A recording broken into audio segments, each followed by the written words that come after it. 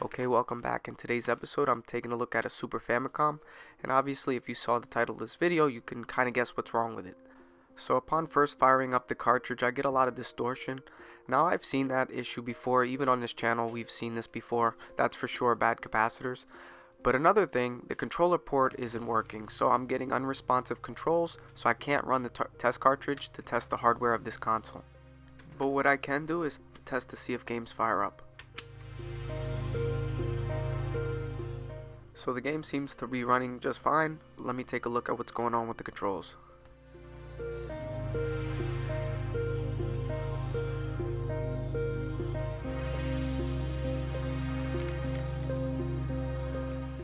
Now in the past I did have a Super Nintendo that had unresponsive controls and it turned out to be a bad CPU.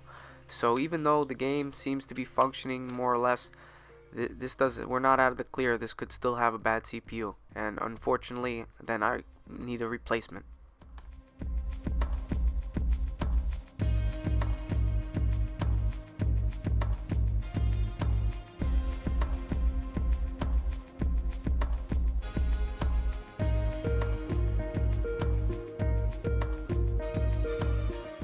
So with unresponsive controls, the easiest thing to check is to see if this ribbon cable has any damage to it or if there's any corrosion or rust on it. In this case, the ribbon cable's not that bad, so I don't think the ribbon cable here is the problem. So in this case, I don't think the controller board is the problem. I think it might be the CPU or perhaps something else. So what I'm gonna do here is just do a visual inspection. I'll remove the cartridge connector, and there's a lot of lint, a lot of dust on this console. What I noticed near the CPU, there's a spot of corrosion, and it seems that a few traces have corroded away or deteriorated, so this could be the reason why we have no controls. So with my fiberglass brush, I'm going to scratch up the solder mask just to see what's going on with these traces.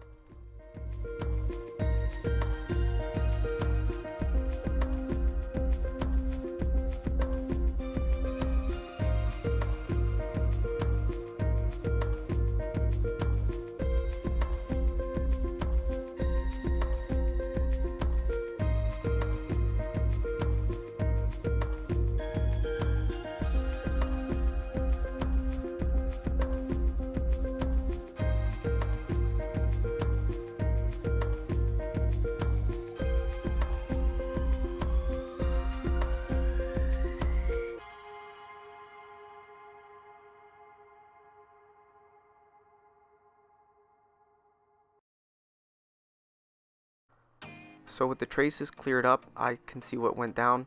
It seems two traces have broken.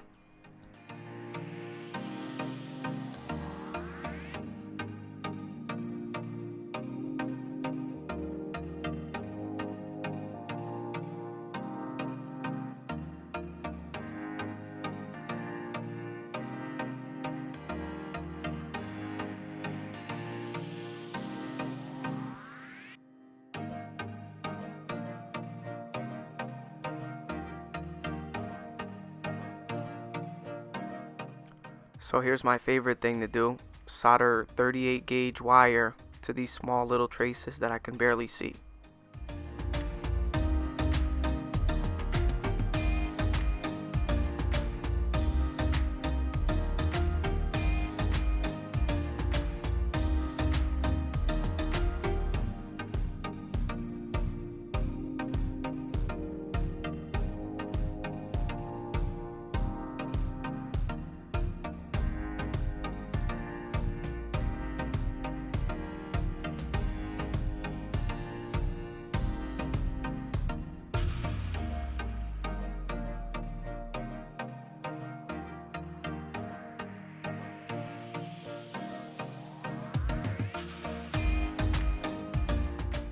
Now right here you can just barely see that trace that I did is bridged to the ground. So in the end of this segment I'll show you, I'll test with a multimeter and I'll prove that it's bridged and I have to fix it.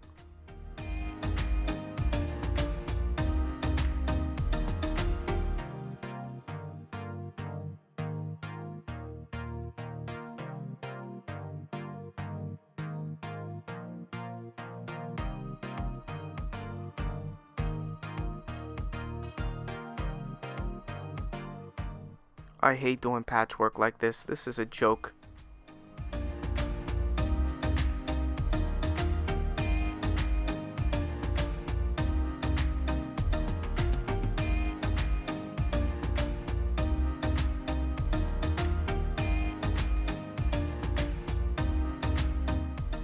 So that's one, so now I gotta do the second one.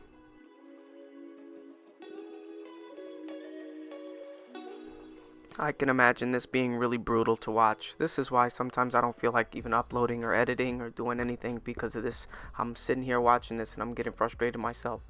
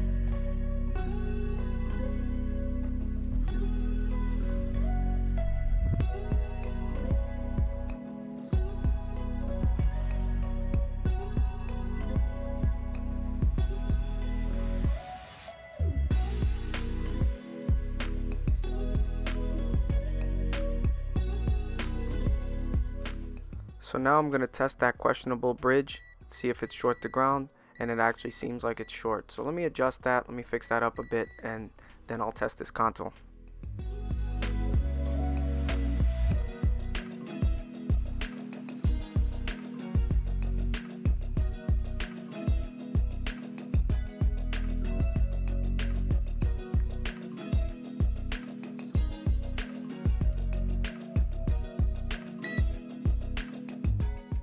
The short seems to be gone. I'm not going to mess with it anymore. Let me just test it as is.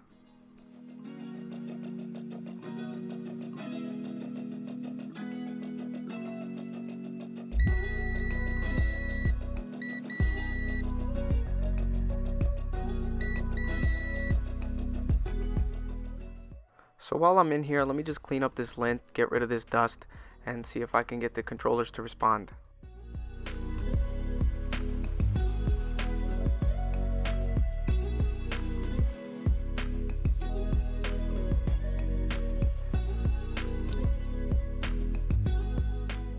So the distorted jittering is still there, just because our capacitors are bad. I'm going to take care of that. But more importantly, I do get controller response and it passes all the tests. Obviously you're going to see some darkness and distortion on this slideshow here. As you can see right there, that wasn't good. So I'm going to replace the caps and this console should be good as new.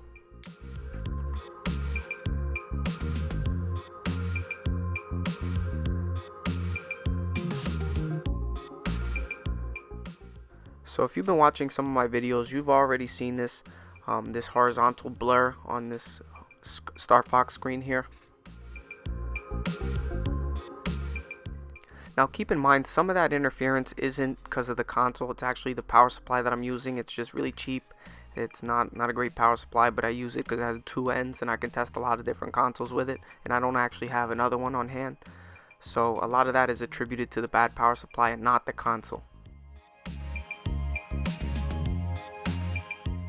So if you get video distortion, especially on these early model Super Nintendos or Super Famicom boards, these are the 6 caps that are the culprit.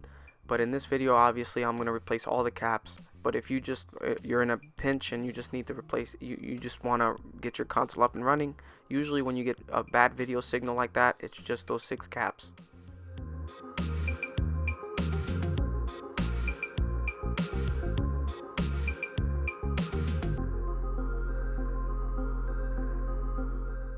Some people like to twist these caps or clip them off the board. I don't like doing that too often, especially on these early boards or the boards that have been corroded or deteriorated. It's just not really great to do because I've done that in the past and I've taken the pad with it, with the cap. So if you don't want to tear any traces or tear any pads, I don't advise clipping or twisting caps off the board.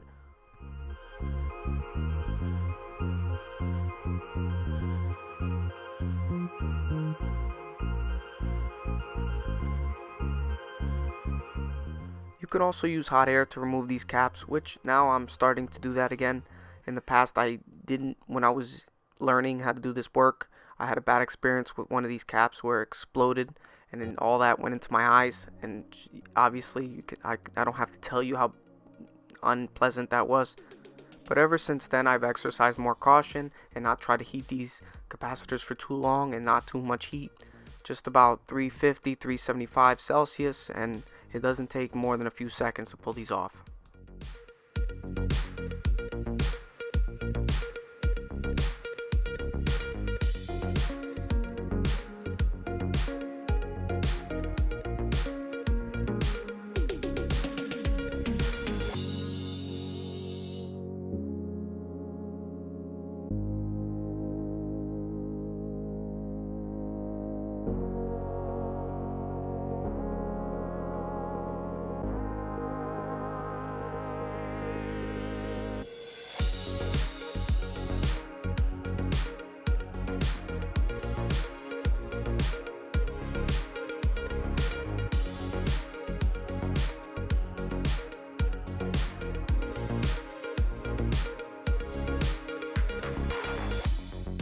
So with all the capacitors removed, this gives you the opportunity now to clean under the capacitors, because if those old caps have leaked onto the board, the electrolytic fluid can be clear and you won't even see it. So it'll continue eroding and deteriorating the board even if you put in new capacitors. So it takes 2 seconds to just clean it before you add the new ones in.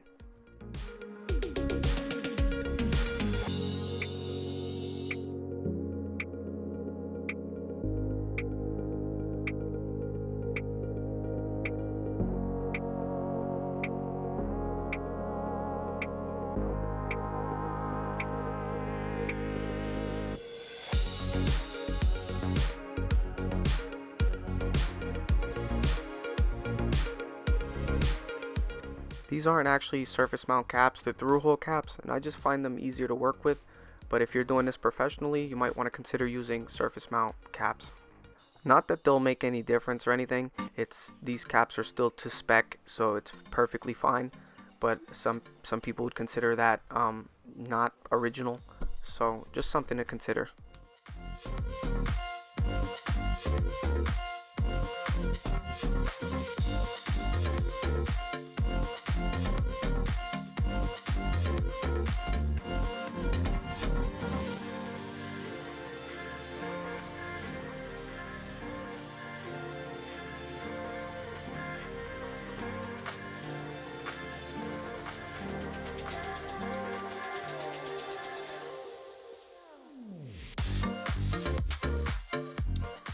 So after all those caps were replaced, you get a nice crisp clean image. So yeah, that's an easy fix as far as caps go, but the unresponsive controls, that was a little more tedious for me.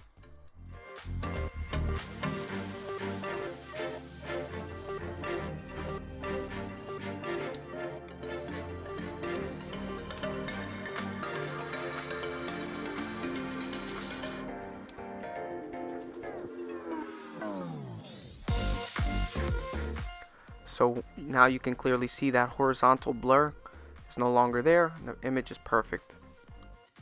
So this console was obviously full of lint and dirt, so I dusted it off, I cleaned it, I washed it underwater with some soap and water, and now I'm gonna retro bright it. So let me add it to the retro bright, let it sit for about a day, and come back to it.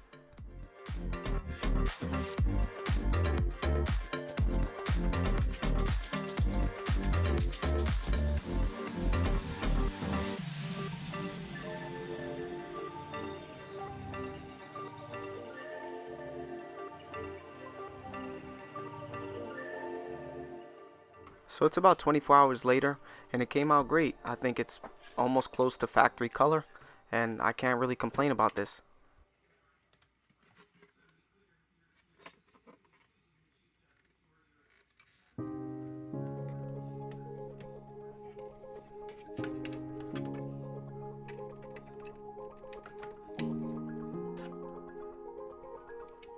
So now it's time to reassemble everything, and I can finally close out this video.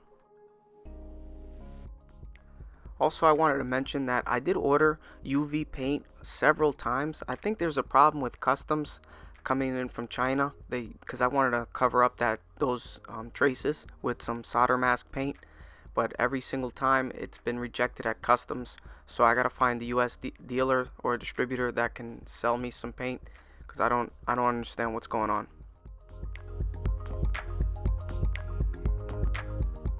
So here's the final shot. Everything is working. Obviously the controller I didn't retrobrite. This is just my test bench controller.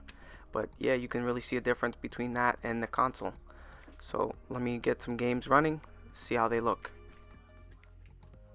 So once again, there's a bit of distortion. That interference you see is just from my power supply. It does that with every single console that I tested with. So just keep that in mind. It has nothing to do with the console.